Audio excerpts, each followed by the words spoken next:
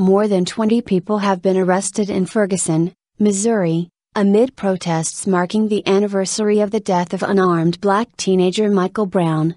A state of emergency was declared, as officers in riot gear forced people off the streets on Monday night. A police spokesman said 23 people were detained, but there were no shots fired, no smoke or tear gas used. On Sunday, Tyrone Harris, 18, was critically wounded after being fired on by police in Ferguson.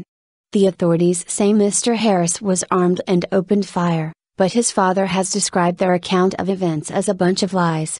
Prosecutors have filed 10 charges against him, including assaulting an officer. The shooting followed a day of peaceful and somber commemorations in memory of Michael Brown.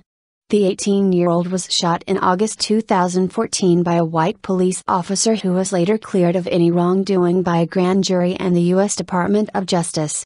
The death triggered a wave of protests over alleged racism and the use of excessive force by U.S. police officers.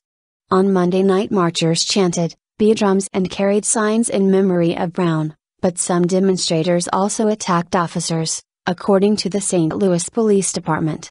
It tweeted, "Officers are being hit with rocks and bottles. We continue to support free speech, but agitators who ignore orders to disperse risk arrest."